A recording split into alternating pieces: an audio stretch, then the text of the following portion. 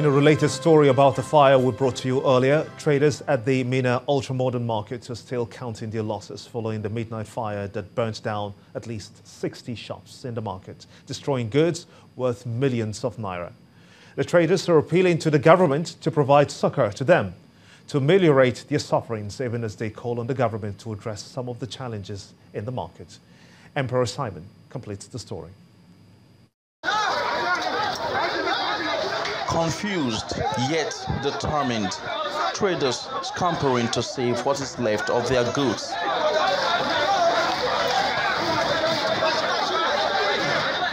The fire, which occurred on Thursday night, was said to have started from a tea and noodle shop in the market. My shop, the two shops there, everything has gone down. Nothing left, even pin. Even single pin, I don't pick. Firefighters believe they could have saved more shops from burning, but for lack of access routes, they only managed to stop the fire after it had wreaked havoc on at least 60 shops. The cooperation from them was not there, and like where you are standing on, you can see that these are shops. And if you have an appliance that need about 8 feet clearance to come in, this limited space will not allow it to come in for the firemen to be able to, attend to the fire adequately. I think that is the major challenge. The presence of the men of the police also helped in averting possible burglary of shops by unscrupulous persons. Officials of the state government visit the scene, and the Speaker of the State Assembly, Mr. Ahmed Marafa, assures of tackling the remote causes. But the most important is to sit down with the management of the market and the council, the leadership of the council, and bring their consciousness to the dangers of all these illegal structures. Everything is our money. It shouldn't be centered on money. But safety, a life of property is more of primary concern. The traders, however, want the government to assist them with funds to enable them get back on their feet. This is why I say I have to borrow money to do business. I have to borrow money because, like many women, where they here, we have to borrow money and do business. And again too, we don't have any hope past here. This is our hope. And again, with the black government, make it an airport. The recent outbreak in Korea market is not the first, as traders recalled that same was recorded in 2014, 2015, 2016, 2017, and February 2018. Now, the traders are hoping that the government will address the issue of illegal erection of structures in the market and also come to their aid for the losses they have recorded. Emperor Simon, Channels Television News. More tributes continue to pour in on the late former president of Niger, Alhaji Shehu Shagari, more than 1 week after his death. Former vice president and presidential candidate of the People's Democratic Party, the PDP, and former military head of state, General Abdullahi Abubakar, are the latest visitors to the family house of the Shagaris in Shagari town in Sokoto state. Both of them describe President Shagari's lifestyle and approach to governance as a legacy that the present generation of leaders must emulate. Alhaji Abubakar says Shagari's government brought stability to the polity, while General Abubakar describes the late former president as a true democrat who stood for the unity of Nigeria. See, when Shagari became president, it was in 1979, right? I was a civil servant then. But my sympathy was with the MPN, to be honest. And I was so happy to see MPN win at that time. And I watched how Shagari formed a government of national unity, brought about peace, stability in the country.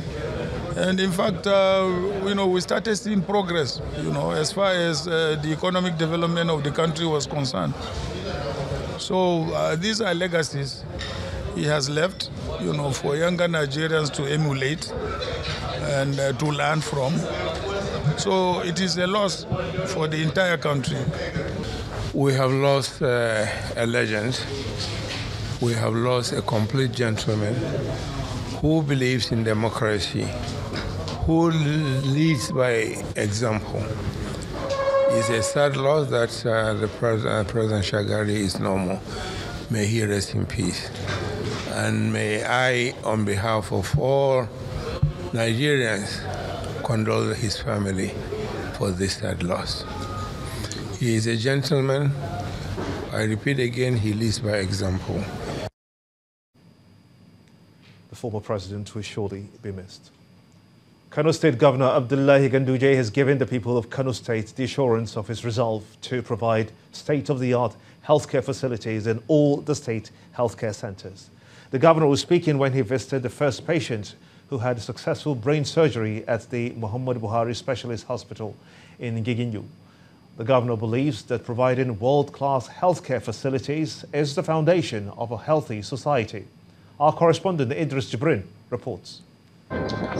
This visit by the Kano State Governor to the Muhammadu Buhari Specialist Hospital within the state capital is to see how well Mr. Aliyu Ilyasu, the first patient to undergo what has been described as a successful brain surgery in the hospital, is doing.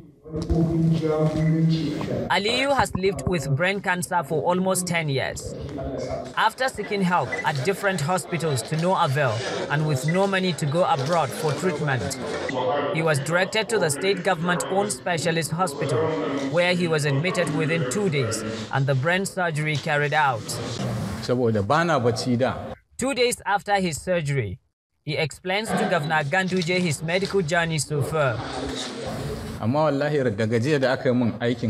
Before this surgery, I found it difficult to sleep. But after the operation, it was only the sound of the early morning prayer that woke me. I'm grateful to Your Excellency and also grateful to President Muhammadu Buhari. Hearing Aliyu's story, Governor Abdullahi Ganduje is satisfied with what his administration has accomplished in the state health sector. A dream has come true. That is the philosophy behind this hospital, and that is what we anticipated, and that is what we expected, and that is what is happening now. So those doubting Thomases, they have been proved wrong, that this hospital is a specialist hospital, and the main objective is to reduce medical tourism, not only from Kano State, but also from Nigeria. The surgeon in charge of the operation talks about the edge the hospital has over its counterpart. And the advantage of this facility is that we're able to offer people surgery within very short notice. He came to me on Thursday, haven't been to another hospital, but unfortunately the waiting list is so long. They gave him an 11-month appointment. But when they came to us, within 24 hours, we were able to organize all our teams, and he had the operation done successfully yesterday. Leaving the hospital ward, the governor killed 2 birds with 1 stone as he also inspects the proposed site for the construction of an international cancer center behind the Muhammadu Buhari Specialist Hospital, which when completed is expected to provide services to patients with cancer-related diseases in Kano State and Nigeria in general. Idris Jibrin, Channels Television News. The 2 local government workers abducted in Ekiti State on Wednesday have been freed. Police spokesman in the state, Caleb Ikechukwu, who confirmed this to Channels Television, said the Commissioner of Police, Amber Asuko, has visited the 2 officials at their homes. He could not confirm if any ransom was paid, but explained that the captives were released when it became obvious to the abductors that men of the police force were closing in on them. The 2 men were said to have been abducted by the gunmen after shooting to death an accounting officer working in the Emure local government area while driving home from work. Meanwhile, the state government says that it is stepping up the fight against criminal elements in the state. Have you ever wondered why some people have fears about mathematics as a subject? I did at one point, but I overcame that fear as well. Well, that fear is usually not a specter of age or class, but that does not mean that some persons have not made the subject their best friends, as I did. In our next report, though, we'll look at the overcoming of the fears of mathematics by students and the belief by some experts that the subject can impact greatly on the economy. Mathematics, a core subject loved by a classified few and dreaded by many. It is often associated with intelligence, while many schools still consider it to be a selection criterion.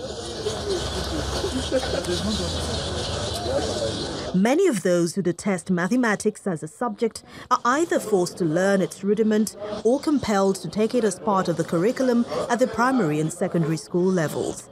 You devise different methods of teaching them.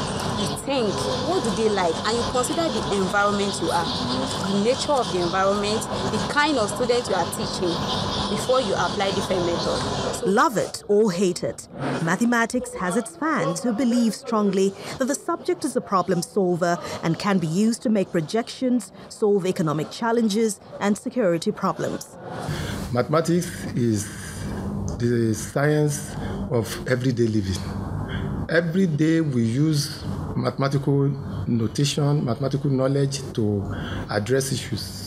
Some others who have decided to learn mathematics at a higher level believe that more can be done by parents and even the government to make students overcome the feeling of tension, apprehension or fear that interferes with maths performance.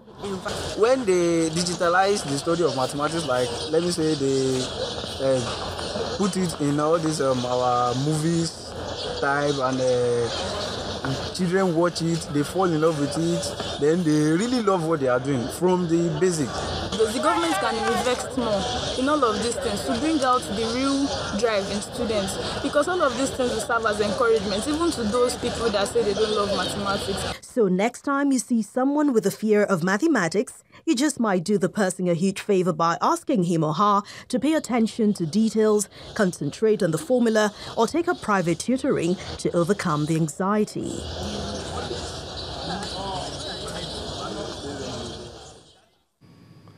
Oh, mathematics. Those days we remember. But let's shift our gears now, shall we? To business news with Anwar Odo.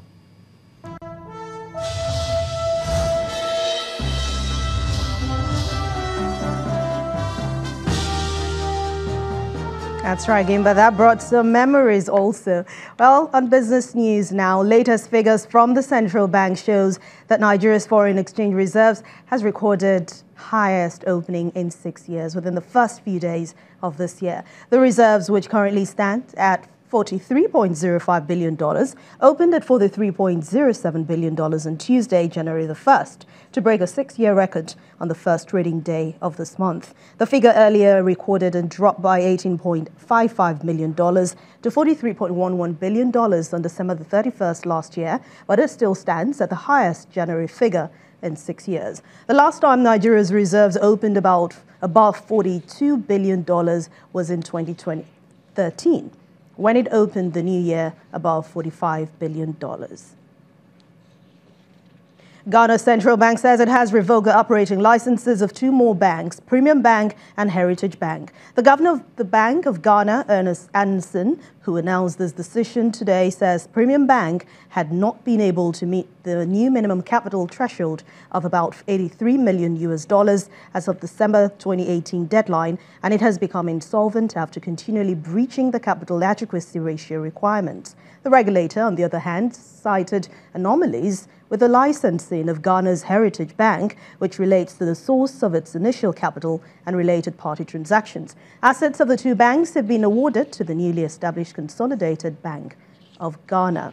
The latest announcement brings to 9 the number of banks which collapsed under the country's banking sector reform, which began in 2017.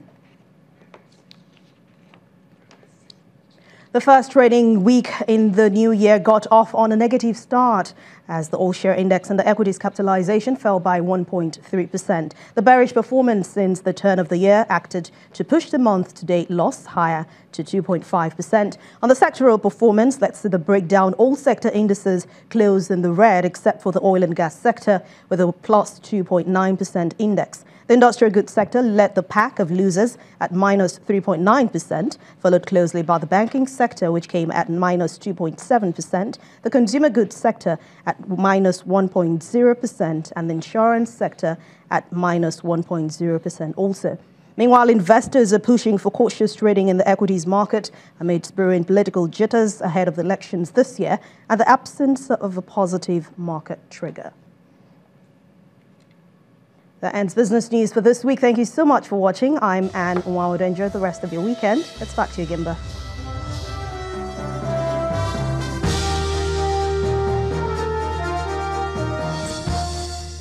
Brilliant. Thank you, Anne. Still ahead on the news at 10. Super Eagles captain Mikel Obi leaves China's Super League side Tianjin Teda by mutual consent. That's some sports news. Stay with us.